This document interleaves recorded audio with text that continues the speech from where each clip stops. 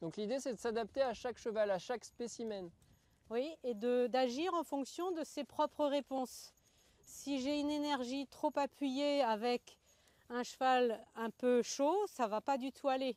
Si je commence à faire n'importe quoi, ça va faire n'importe quoi. Il faut au contraire avoir une énergie descendante avec certains chevaux. Et avec certains, je devrais être plus sur l'épaule, d'autres plus sur l'arrière-main. Il faut attendre la réponse de chaque cheval et agir en fonction de sa réponse et pas l'inverse. Ça veut dire qu'il n'y a pas de méthode toute faite, on ne peut pas acheter un manuel et puis se dire on suit les consignes. De mon point de vue, non. Je pense qu'il est préférable d'apprendre à observer correctement un cheval avec vraiment un regard le plus objectif possible, sans a priori. Essayer de voir comment les chevaux vivent, comment ils communiquent entre eux, comment ils se parlent. Et c'est le rôle de l'observation qu'on a pu faire dans le champ tout à l'heure. De voir un peu comment entre eux ils se parlent et puis essayer de s'approprier leur code pour leur faire comprendre des choses.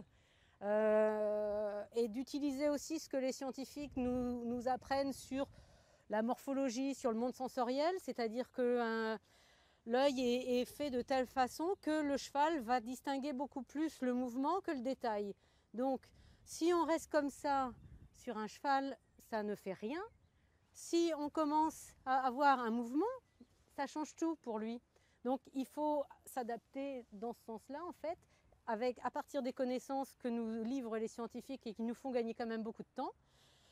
Parce qu'eux, ils en perdent des heures et des heures d'observation, donc autant s'en servir et de réussir à mieux connaître l'individu cheval dans toutes ses spécificités pour s'adapter à lui et pas l'inverse.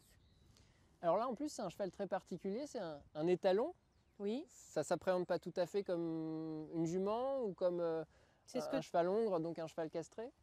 C'est ce que tout le monde pense parce que la plupart des étalons ont des comportements très agressifs ou très remuants ou très bruyants ou très dangereux pour l'homme parce que la plupart du temps, ils sont isolés. Ils sont isolés socialement, ils n'ont aucune interaction ils n'ont pas de vie de groupe, ils n'ont pas de vie de cheval, puisqu'ils sont seuls, étant donné que dans le mental de beaucoup d'éleveurs et de cavaliers, un étalon est forcément dangereux et agressif. Forcément, si vous mettez un cheval toute l'année dans un box enfermé ou dans un paddock seul, et que vous lui mettez en contact quelques fois par an une jument pour l'assaillir, forcément après, qu'est-ce qu'il se passe dans sa tête? Il va essayer de sauter sur tous les chevaux qui rentrent en contact ou qui passent à proximité d'eux. Ce cheval-là, il va sur des terrains d'endurance, il va sur des terrains de concours, des stages. Il est un peu plus remuant, ou non, il parle plus, il hennit plus, il se montre plus, il fait le beau, mais il est hyper respectueux, il est né ici, il est resté longtemps avec sa mère, il n'a jamais été seul. Là, il vit toute l'année avec une jument. Et vous voyez, il n'est pas vraiment très féroce, ni agressif, ni remuant. Il est hyper respectueux et très gentil. Et je pense que c'est nous qui formatons des chevaux et des étalons dangereux. Et c'est notre façon de gérer les conditions de vie qui rendent souvent les chevaux pas bien et agressifs. Votre voix, la voix des gens qui, comme vous, parlent éthologie équine, est-ce qu'elle commence à être entendue un peu plus? Est-ce que dans le monde du cheval, elle gagne un peu du terrain? C'est très difficile parce que le cheval, comme le chien, est proche de l'homme depuis des générations, donc on croit tout savoir sur ces deux animaux-là. Et en fait, on ne sait rien du tout. Et les scientifiques s'y étaient pas tellement intéressés avant, il y a une vingtaine d'années seulement que les scientifiques se penchent sur le cheval domestique.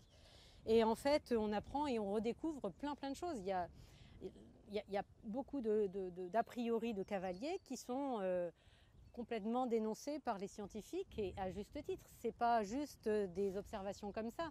La recherche scientifique en éthologie du cheval, c'est quelque chose d'aussi sérieux que de la recherche pharmaceutique ou médicale avec tous les protocoles d'expérimentation qui doivent être validés, publiés en anglais, etc., validés par des tiers.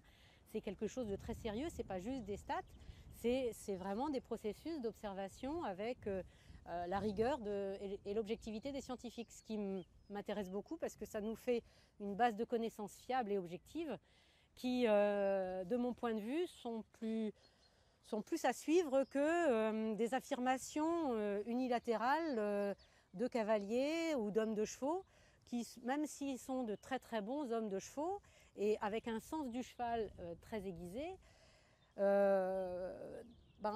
ne peut pas, et c'est de ça justement souvent que sont venues des méthodes, on ne peut pas tout d'un coup devenir, on peut pas devenir Pat Parelli ou John Lyons ou des gens très connus parce que on essaye de suivre ce qu'ils font.